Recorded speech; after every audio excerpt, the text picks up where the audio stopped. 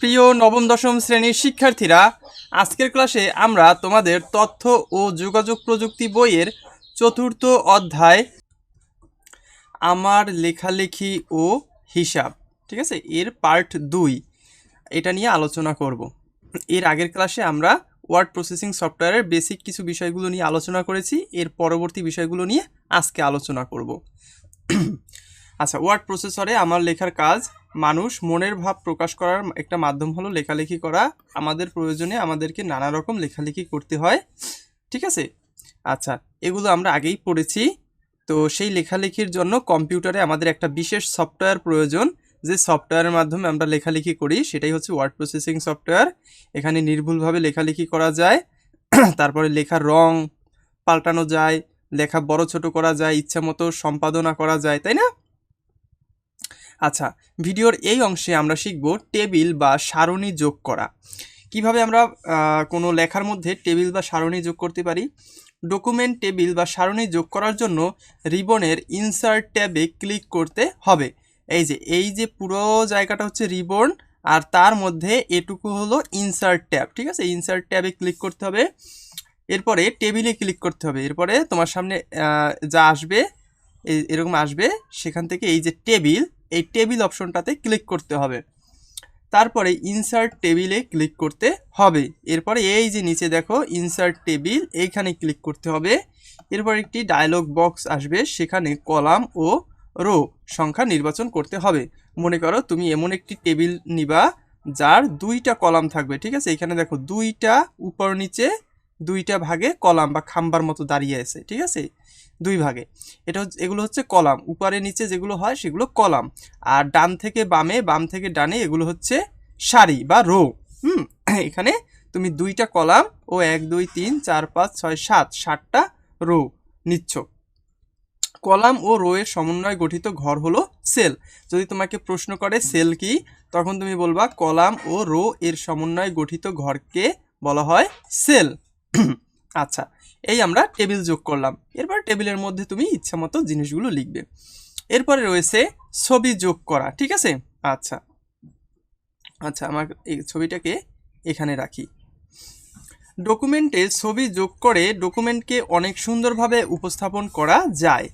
রিবনের insert ট্যাবে click করতে হবে, ওই আগের মতো ইনসার্ট ট্যাবে ক্লিক করতে হবে, কিন্তু এবার টেবিলে ক্লিক করে না করে ইলাস্ট্রেশন গ্রুপে পিকচার আইকনে ক্লিক করতে হবে। প্রিয় শিক্ষার্থী, আমাদের চ্যানেলের ভিডিওগুলো যদি তোমার পড়াশোনায় একটুও হেল্প করতে পারে, তবে আমাদের চ্যানেলটি সাবস্ক্রাইব করে দিতে পারো। এই ভিডিওটি ভালো লাগলে একটি লাইক দিও। আমাদের ভিডিওর মাধ্যমে যদি তুমি পড়াশোনায় একটু উপকৃত হও, তবেই আমরা সার্থক। একটি ডায়লগ বক্স আসবে, সেখানে ছবির জায়গা নির্ধারণ করে ছবি নির্দিষ্ট করে দিলে ডকুমেন্টে ছবি যুক্ত হবে, ঠিক আছে। সেখানে ডায়লগ বক্সটা থেকে ছবির জায়গায় ক্লিক করতে হবে এবং ছবি যোগ করার অপশন চলে আসবে। নোট: ইলাস্ট্রেশনে গ্রুপে ক্লিপ আর্ট, শেপস বা আকৃতি মানে কি, এরকম ত্রিভুজ, চতুর্ভুজ, ঠিক আছে, তারপরে বৃত্ত, তারপরে স্মার্ট আর্ট, চার্ট মানে এরকম ছোট বড় চার্ট যোগ করার সুবিধা রয়েছে। এরপর হচ্ছে ওয়ার্ড আর্ট যোগ করা, ঠিক আছে। তুমি চাইলে লেখালেখির মাধ্যমে একটু শিল্পের ছোঁয়াও নিয়ে আসতে পারো, ঠিক আছে, সুন্দর করে লিখতে পারো। এজন্য কি করতে হবে, ইনসার্ট ট্যাবের টেক্সট গ্রুপে, এই যে এটা হচ্ছে ইনসার্ট ট্যাব, ঠিক আছে, টেক্সট গ্রুপে ওয়ার্ড আর্টে ক্লিক করতে হবে। সেই টেক্সট গ্রুপের মধ্যে এই যে ওয়ার্ড আর্ট, এখানে ক্লিক করতে হবে। পছন্দ মতো স্টাইল নির্বাচন করতে হবে। তারপর যা ডায়ালগ বক্স আসবে তাতে ফন্ট ঠিক করে লেখা দিলে তা কাঙ্ক্ষিত স্টাইলের প্রদর্শন করবে। এখানে বিভিন্ন স্টাইল আসবে, সেখানে তুমি লেখা দিবা। মনে করো তুমি লিখলা ওয়ার্ড আর্ট, আর এইরকম একটা ডায়ালগ বক্সে যদি তুমি ওয়ার্ড আর্ট লেখো, তারপরে এরকম একটা রঙিন ওয়ার্ড আর্ট তুমি পাবে, ঠিক আছে। আচ্ছা, এরপরে আসে মার্জিন ঠিক করা। মার্জিন মানে কি, মার্জিন আমরা পরীক্ষার খাতায় সবাই দিই। মার্জিন হচ্ছে উপরে নিচে ডানে বামে রাখা ফাঁকা জায়গা, ঠিক আছে। আচ্ছা, রিবনের পেজ লেআউট ট্যাবে ক্লিক করতে হবে। ওই যে আবার সে আগের মতো এই যে রিবন, এই পুরোটা হচ্ছে রিবন। এই file, home, page layout, reference, mailing, এই সম্পূর্ণটা হচ্ছে রিবন। সেখান থেকে আমাদের পেজ লেআউট এইখানে ক্লিক করতে হবে। পেজ লেআউটে ক্লিক করার পর অনেকগুলো অপশন পাবো।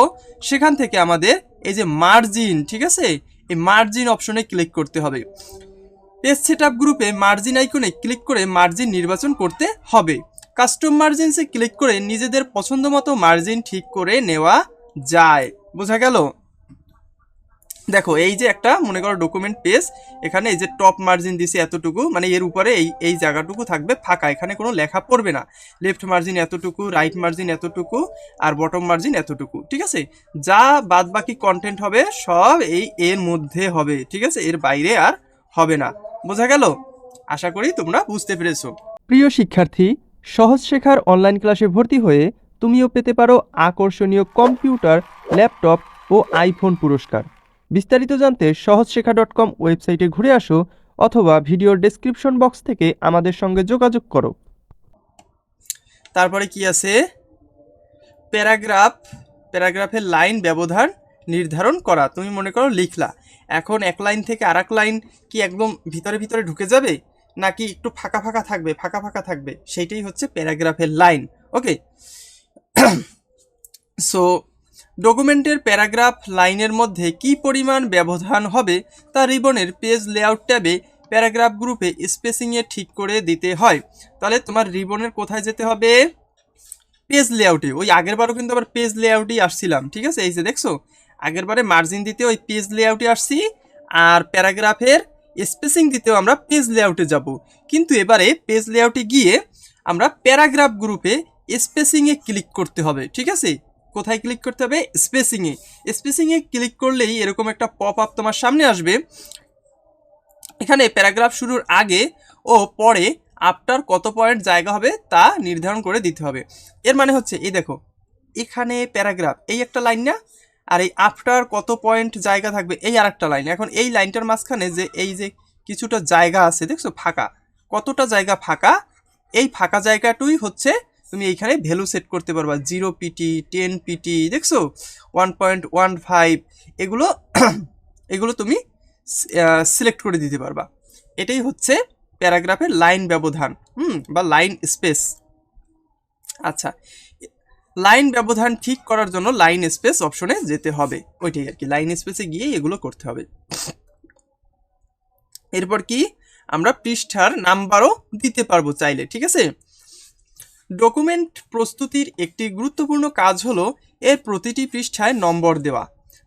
যেমন এক্ষেত্রে আমাদের কি করতে হবে? পেজ নম্বর অপশনটিতে যেতে হবে। রিবনের ইনসার্ট ট্যাবে হেডার অ্যান্ড ফুটার গ্রুপে পেজ নাম্বারে ক্লিক করতে হবে। তুমি রিবনে কি প্রথমে পাবা কি? হেডার অ্যান্ড ফুটার। সেখানে ক্লিক করার পরে প্রথমেই তো ইনসার্টে ক্লিক করবা, তারপর হেডার অ্যান্ড ফুটারে ক্লিক করবা, আর সেখানে তুমি পেজ নাম্বার নামের অপশনটা পাবা। নির্দিষ্ট অপশন বেছে নিতে হবে, যেমন পৃষ্ঠার উপরে বা নিচে, ঠিক আছে। তুমি পেজ নাম্বারটা কোথায় দিবা? সেটা কি এই পৃষ্ঠার উপরে দিবা, মনে করো এটা 3 নম্বর পেজ, নাকি নিচে দিবা, ঠিক আছে, সেটা তোমাকে সিলেক্ট করে দিতে হবে। আচ্ছা, এরপরে বানান সংশোধন বা স্পেল চেকিং, ঠিক আছে। ওয়ার্ড প্রসেসিং সফটওয়্যারের একটি বড় সুবিধা হচ্ছে স্পেল চেকিং। আচ্ছা, ওয়ার্ড প্রসেসিং সফটওয়্যার একটি বড় সুবিধা হলো বানান সংশোধন, বা এই দেখো এই স্পেলিংটা ভুল হয়েছে, মনে করো এই বানানটা হয়েছে ভুল। এখন ভুল হইলে কি করবে? সেই সফটওয়্যারে এরকম নিচে লাল এরকম লাইন উঠাই দেবে, সত্যি সত্যি এরকম লাল একটা দাগ উঠাই দেয়, যাতে আমরা বুঝি যে ও আচ্ছা এই বানানটা বোধহয় ভুল হয়েছে। তাই কি করতে হবে? আমরা এখানে একটা ক্লিক করব, ঠিক আছে। চলো এখানেই পড়ি আমরা। রিভিউ ট্যাবে ক্লিক করে স্পেলিং অ্যান্ড গ্রামার আইকনে ক্লিক করতে হবে। সাজেশন থেকে সঠিক শব্দটি পছন্দ করে বা চেঞ্জ এ ক্লিক করে সংশোধন করা যায়।